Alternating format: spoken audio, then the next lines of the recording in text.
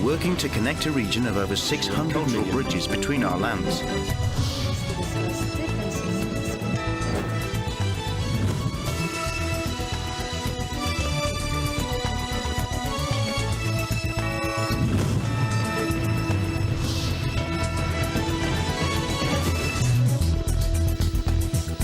Good evening, I'm Alma Angeles, and you're watching ASEAN in Focus on tonight's headlines. Russian President Vladimir Putin asserts Russia's resilience, stating the nation will not be intimidated following his acclaimed election triumph. This victory propels Putin towards becoming the longest-serving Russian leader in over 200 years, marking a significant milestone in his tenure. Israeli Prime Minister Benjamin Netanyahu, alongside German Chancellor Olaf Scholz, assured the safe evacuation of civilians in Gaza, ahead of any military action targeting Hamas militants, addressing international concerns over the safety of 1.5 million displaced individuals in Rafah. Amid U.S. Secretary of State Antony Blinken's visit for a democracy summit in South Korea, tensions escalate as North Korea launches a ballistic missile, according to South Korea's military. Blinken's diplomatic engagements coincide with the third summit for democracy, underscoring the delicate geopolitical balance in the region. In a remarkable display of unity, hundreds of Cambodians achieve a historic milestone by performing the largest bridal carry, capturing international attention and earning a coveted spot in the Guinness World Records.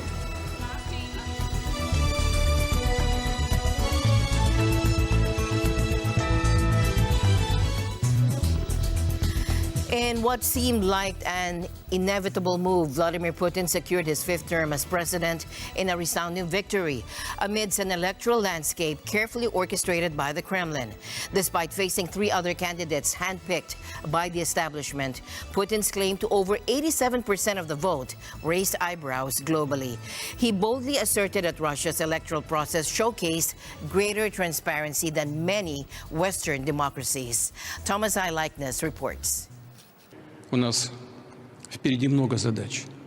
Но когда мы консолидированы, и мне думается, что для всех это стало понятно, кто бы и как не хотел нас запугать, кто бы и как бы не хотел нас подавить, нашу волю, сознание, ни у кого никогда, как я уже говорил, ничего подобного в истории не получалось, сейчас не получилось и не получится в будущем. Никогда. Результаты выборов – это доверие со стороны граждан страны и их надежда на то, что мы все сделаем так, как запланировано. Хочу поблагодарить всех вас и всех граждан страны за поддержку и это доверие. Спасибо большое. The 71-year-old former KGB agent came to power in 1999. If he finishes this term, Putin will become Russia's longest-serving leader in more than 200 years. The Kremlin cast the election as an opportunity for Russians to throw their weight behind the full-scale military operation in Ukraine. Putin's most prominent rival, Alexei Navalny, died in an Arctic prison last month. In 2018, he tried to run against Putin, but his candidacy was rejected. Navalny's supporters urged voters to flood polling stations at noon on Sunday and spoil their ballots for what they call a midday against Putin protest. Какая же здесь демократия? Люди пришли, выразили свою волю, а другой человек пришел и испортил их бюллетени. Разве это такими людьми нам и приходится иметь дело? Это уголовно наказуемое преступление, и в соответствии с законом наши правоохранительные органы и судебные инстанции будут и поступать. His wife Yulia wrote her husband's name on her ballot. She told reporters she has no message for Putin. Please stop asking for message from me or from somebody for Mr. Putin. There could be no any negotiations and nothing with Mr. Putin because he's a killer, he is a gangster, he is the person who brought my country to the war and to everything. Just stop asking about messages. to Mr. Putin. Thank you. In neighboring Latvia, Russian citizens held a protest against Putin outside the Russian embassy. One demonstrator, Anna, says she wishes her country would allow her to express what she thinks about politics. She says she's tired of the fear that grips Russian citizens. I am protesting against Putin, who took everything from us, who took the future from us. Protesters staged similar rallies in Europe and North America outside of Russian embassies. Russian election officials estimate voter turnout at more than 74%. Foreign reaction to the election has been predictable. The US, UK, and Germany say elections in Russia are neither free nor fair. Ukrainian President Volodymyr Zelensky says Putin wants to rule forever. And for the people of Russia, the outcome of the vote means the freedom to express any dissent will remain repressed. Thomas I. Likeness, Eagle News. We live in extraordinary times. Meanwhile, Russian President Vladimir Putin announced his agreement with the notion of a prisoner exchange involving late opposition leader Alexei Navalny, who recently died while in a penal colony, and certain individuals imprisoned in Western countries. Putin, who seldom mentions Navalny by name, disclosed that he had been informed of the proposal to exchange Navalny for prisoners in Western custody several days before Mr. Navalny perished. Что касается господина Навального, да, он ушел из жизни, это всегда печальное событие. Но у нас и были другие случаи, когда люди в местах лишения свободы уходили из жизни. А разве... Putin affirmed his immediate agreement with the proposal, though lamenting that events unfolded tragically. Люди сказали, что есть идея обменять господина Навального на некоторых людей, которые находятся в местах лишения свободы в западных странах. Вы можете не поверить, можете нет. Человек, который со мной говорил, эту фразу не закончил. Я сказал, я согласен. Putin's remarks were made as he declared victory in Russia's national elections, where he's projected to win with 88% of the vote, extending his nearly 25-year rule for another 6 years amidst widespread dissent. Navalny supporters allege that his death was orchestrated by Putin's regime to thwart an imminent prisoner swap that would have secured his release, along with that of 2 Americans. Putin asserted that the swap was contingent on Navalny never returning to Russia. К сожалению, вот случилось то, что случилось. Только при одном условии, сказал, что мы его поменяем, чтобы он не возвращался, пускай там сидит. Вот и все. Но это случается. Ничего здесь с этим не поделаешь. Вот такова жизнь. Meanwhile, Navalny's widow, Yulia Navalnaya, currently in Berlin, declined an offer to return to Russia to see her husband, opting to remain abroad, according to Putin's press secretary, Dmitry Peskov. Navalny, a prominent lawyer and anti-corruption activist, spent his final days in a Russian penal colony before his death. His passing, widely attributed to Kremlin involvement, has sparked international condemnation and prompted President Joe Biden to impose over 500 sanctions on Russia in response. I'm announcing more than 500 new sanctions in response.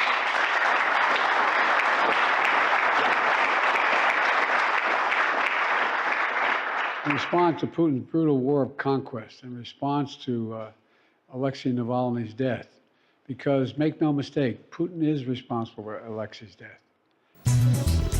North Korea launched a ballistic missile today, according to South Korea's military. And this comes as U.S. Secretary of State Antony Blinken is visiting South Korea for a democracy summit. Blinken is attending the 3rd Summit for Democracy hosted by South Korea. He is also scheduled to meet with South Korean officials. The launch follows recent joint military exercises between the U.S. and South Korea, which angered North Korea. South Korea's Joint Chiefs of Staff says the missile flew eastward into the Sea of Japan. Japan has confirmed the launch, with reports indicating the missile has landed.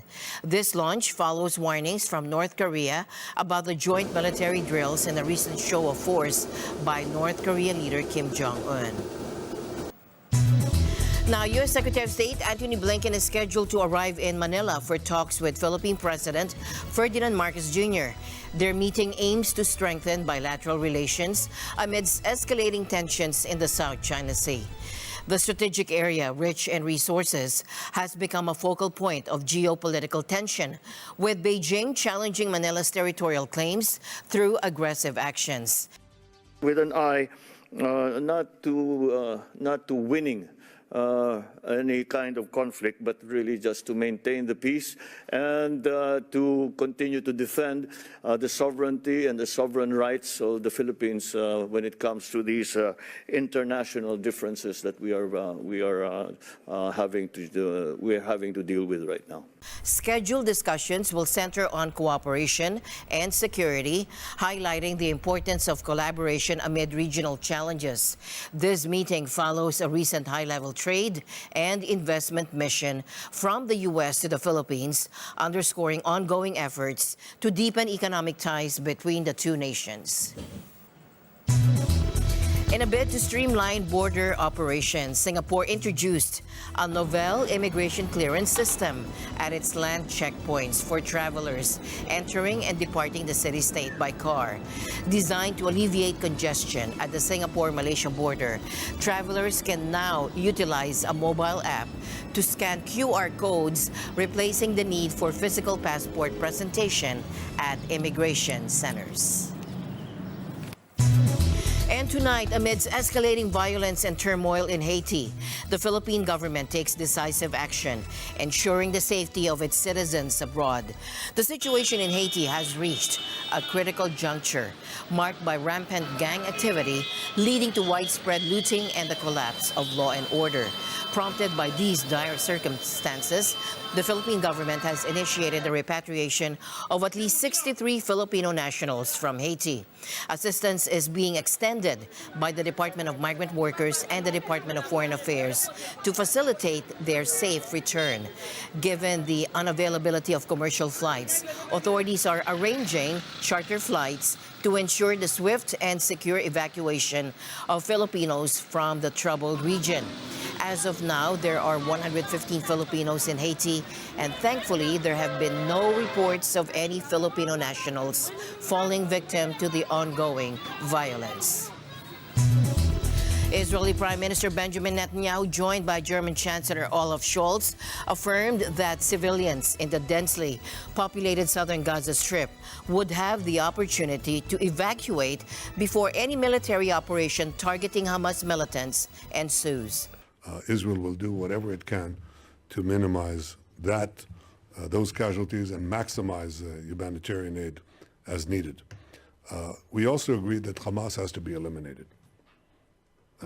We cannot have a future for Gaza, a future for peace, a future for Israel, if Hamas, a terrorist organization committed to our genocide, remains intact. If it remains intact, it will regroup and reconquer the Gaza Strip and, as they vowed, repeat the massacre again and again and again.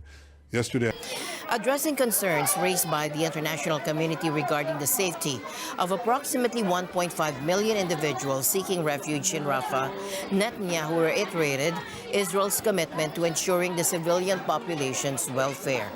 Netanyahu emphasized our objective of neutralizing the remaining terrorist elements in Rafah is coupled with facilitating the safe departure of civilians from the area. our goal in eliminating the remaining terrorist battalions in Rafah goes hand in hand with enabling the civilian population to leave Rafah. It's not something that we will do while keeping the population locked in place. If we are offered a peace agreement or a path to peace that makes Israel so weak and unable to defend itself, and our neighbors still adhering to the goal of destroying the Jewish state, then obviously we will set peace backward and not forward. We want to move peace forward. Echoing similar sentiments, Chancellor Scholz questioned the logistics of relocating the displaced population, prompting international discourse on ensuring civilian safety amidst ongoing conflict. How should more than 1.5 million people be protected where should they go? I also spoke to the Prime Minister today about the need to provide the people in Gaza with comprehensive humanitarian aid supplies. We cannot stand by and watch Palestinians risk starvation. That's not us. That is not what we stand for together. The U.S., a key ally of Israel, emphasized the necessity for a viable plan to safeguard civilians from harm's way, underscoring the urgency of humanitarian considerations. We can't support a major offensive in Rafah that doesn't also include a credible, achievable, executable plan to take care for the safety and security of the more than 1 million Gazans that are seeking refuge in Rafah. To move in right now in a major way without a proper accounting for all those people would, as we've said, be a disaster. And so we're going to keep talking to the Israelis about this. Again, if they've got that plan, we certainly would welcome the opportunity to see it. Amidst mounting concerns, UN World Health Organization Chief Tedros Adhanom Ghebreyesus implored against a military incursion in Rafah, urging for humanity's sake. Scholz conveyed apprehensions regarding the repercussions of a large-scale offensive, emphasizing the potential impediment to regional peace efforts. The longer the war lasts, the higher the number of civilian casualties rises, the more desperate the situation of the people in Gaza become, the more this begs the question, no matter how important the goal, can it justify such terribly high costs? Or are there other ways to achieve your goal? In the latest development regarding the joint exploration and development of resources in the South China Sea, President Marcos Jr. emphasized the paramount importance of sovereignty in all discussions. Now, the president made this assertion following China's announcement by its national oil giant, China National Offshore Oil Corp, or CNOOC, of a significant oil field discovery estimated at 100 million tons in the South China Sea. Speaking from Prague, Czech Republic, the president underscored that the Philippines' sovereignty, sovereign rights, and territorial jurisdiction must be upheld in any negotiations for joint declaration with China. Sovereignty and the sovereign rights and our territorial jurisdiction remains a key in all of these talks, and we cannot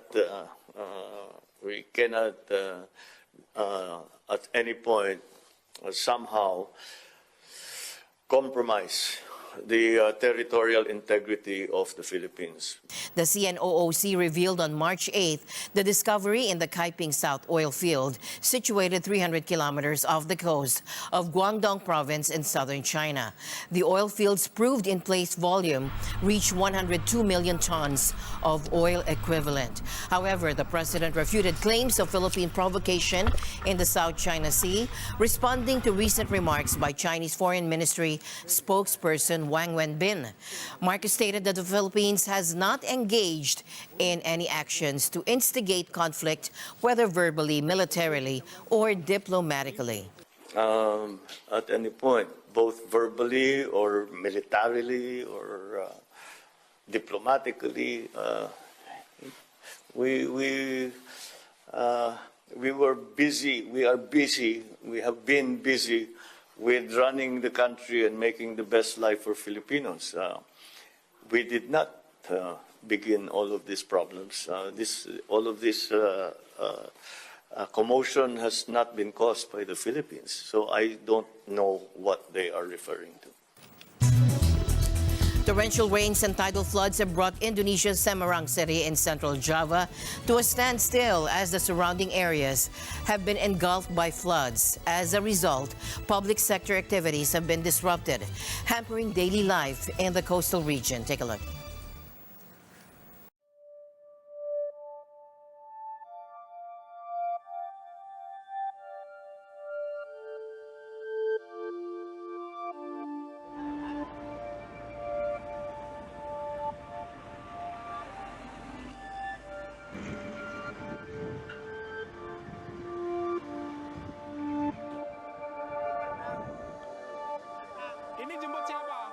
Kondisinya ini Pak, karena ini posisi kena rob, banjir udah ada 3 hari, kalau nggak salah 3 hari, terus dropnya gede banget, makanya jalanannya nggak bisa jalan sama sekali lah.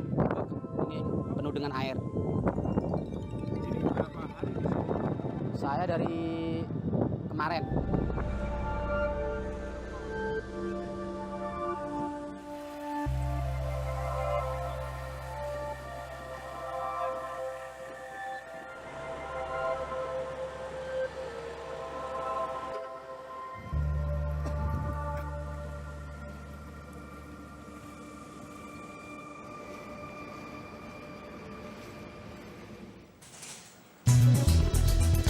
In an impressive display of strength and unity, hundreds of Cambodians have achieved a remarkable feat by performing the largest bridal carry, securing a new place for the country in the Guinness World Records.